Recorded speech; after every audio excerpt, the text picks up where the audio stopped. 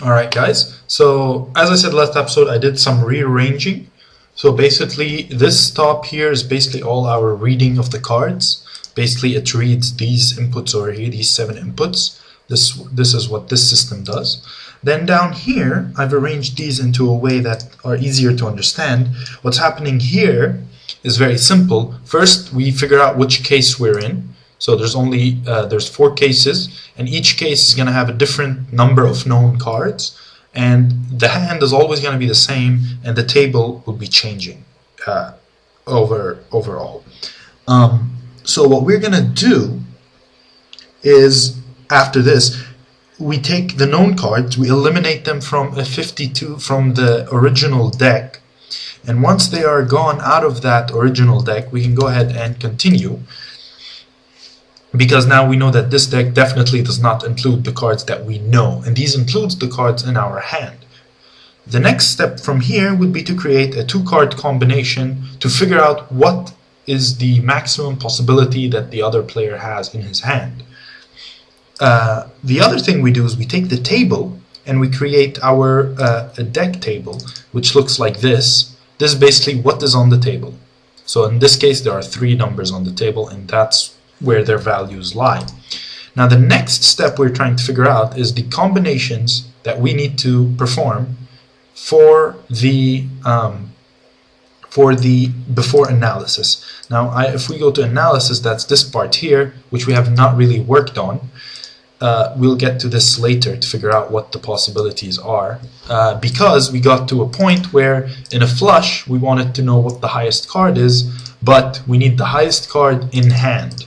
So I can actually say highest card in hand, and this applies to you whether you are the player or another player. So we need to do it in both cases, and this will need to be done. Every single one of these now will need to be performed in 2 different steps. The first is with the player, the player's hand, and the second is with the other player's hand. So let's go ahead and see a way that we can accommodate this change. This here is our analysis system, and as you can see here, this analysis system is basically for only one hand. Now I want to do this exact same thing. Basically we're gonna have to do it once for the player's hand, only once, and then every other time for everybody else.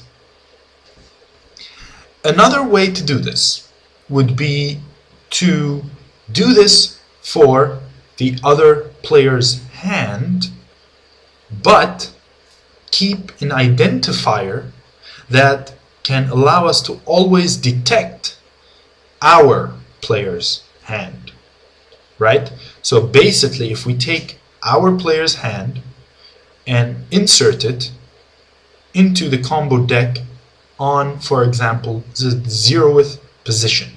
Therefore we know that the 0th position will always be your hand, and all the others are everybody else's hand. Here's what I mean. What I mean is that this array, for example, let's go ahead and show you what I mean. Create indicator. There we go. So here are our 2 indicators for the 2 cards. There we go. This number 4 represents the other player, number 9 represents us. Let's run this. And there we go. So the other player has all these possibilities, while us only has these possibilities, 410 and 210. Obviously 410 and 210 are not in this entire list because of this system that eliminates the known cards from being in the other player's hand. So if you know a card, it will never enter the other player's hand, and we know this is us. So all we need to do is to insert this 210, 410 into this array, right? And that will give us the table for everybody, knowing that your hand is the first hand here. So I'm not sure how this will work. I think what I will try to do first is try to do an insert into array, where I'd like to insert into this array this right here, new element, and create an indicator of that. Hopefully, if this worked out correctly, then we should get 210, 410, and all the other number under it. There we go, 210, 410, everything else is under it. So now when we process this array, I can simply come, not array size, I'm sorry, we do an index of this array, and I'm just going to index this on the first row. Actually, I'm not going to put anything in there. I think it will process it even if I don't put anything. And it will give me a subarray. This subarray should be 210, 410, 210, 410. Perfect. Now, if I were to take this and input it into the results for analysis, we're going to get all these results. Now these results are going to be in array number 7, where basically they just combine everything that we just discussed. Let me run this real quick. Let's see if this works. So there we go. 1, 2, 3, 4, 5, 6. There are 7 cards here. Perfect. There should be card number 210 and card number 410 highlighted. 210 is right here. So that is right there highlighted, and 410 is right here. If I go up, these two should disappear. And they do. Perfect. So now, if I were to index this bottom array right here at any first given point, oh, that is right there, that should give us array 6, and array 6 should represent your hand. There's your hand.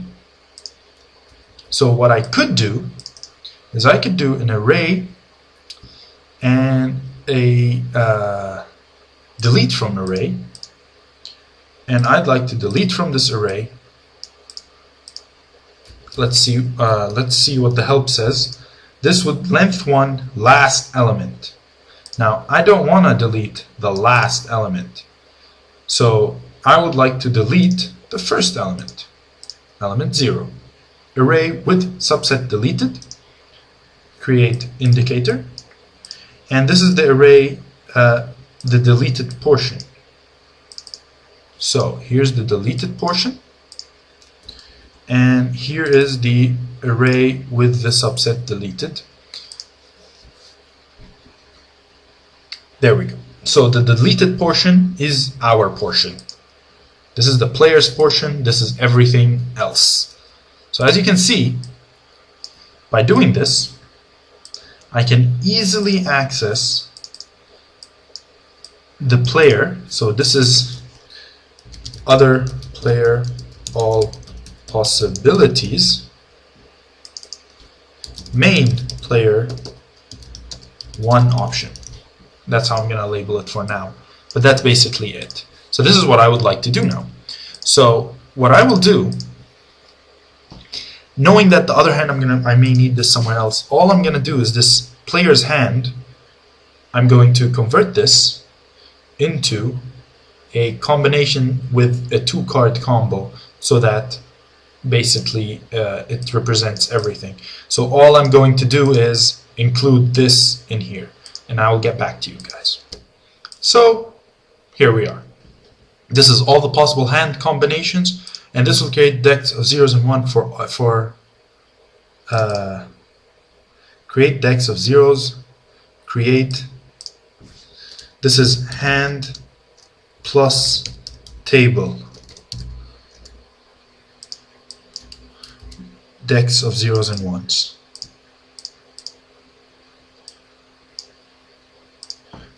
Create hand plus table decks of 0s and 1s. So basically, we first create the table deck of 0s and 1s. Then we add the hand combos. And then what we're going to do is going to add the unknowns. Right? So the unknowns are going to be the same for the main player as well as other player. So basically, now we're going to have to create a situation for all cases together to process. Because, okay, so here, this array, the 0 is the player, and then everything else, n, is other. Right? So the 0 is the player's hand. Right? So this is hand plus table, where 0 is the player and n is everything else is the other. That's what comes out of here and gets processed into the hand plus table dex of zeros and ones. So this can actually be put here. 0 is player and n is other. So the index 0 so 0 is the player, n is everything else. We don't need to explain that anymore. This is our table, 1, 2, 3, 4, 5. The table has 5. And then when you add what the player has in his hand, we come to this, and this is our 0th. Array 7, if we go to 0th, this is the player's hand. Everything else is everybody else. So now we come into another situation where, again, we need to know the state of the system. Because now what we did, we took the 2 known hands and all possible 2 unknowns and processed it. Now we have the known table. We need to figure out the unknown table. To do this, if we look at an array, 1, 2, 3, 4, 5, 6, 7, we can go ahead and do something by getting the main player's 1 position, right? Or by getting an array. Let's index the array by indexing this array, and then doing an array instead of an array size, I'd like to just add up array elements. And if we do a simple expression here, which suggests 7 minus x, this number right here, that is to be, I'm not sure what this number is yet. Now this number should remain 0. It is still 0. That is perfect. Now if we go down from the river to the hand only, this number should shoot up to 5. That's because we have 5 unknowns. If we are doing the flop, this number should now give us 2. There it is. And if we are doing the turn, this number should obviously give us 1. And there's the 1. So as you can see, this number here is basically the number. So this is the number of unknowns needed to complete the set of 7. We're going to delete this name later on, obviously, but for now, there it is. So, what does this mean to what we are doing? First of all, I'm going to move this and bring this all the way up to here. Since we are now knowing what's going on, I believe we can simplify this way for now. There we go. So this now takes us from our cards up there to our hand plus table right here. This is still unused. So I'm going to keep that. We may not need this. All this does, if you remember, is rearrange our number of cards into a 2-dimension that is similar to how this 2-card combo deck works. Now, as we've seen here, we have our 5210. So this means that our hand needs 5. Our flop needs 1, 2, 3, and I'm going to say our flop needs 2. Our turn needs 1, and our river needs 0. So these are the values of the things we need to consider here. So let's see how are we going to do that.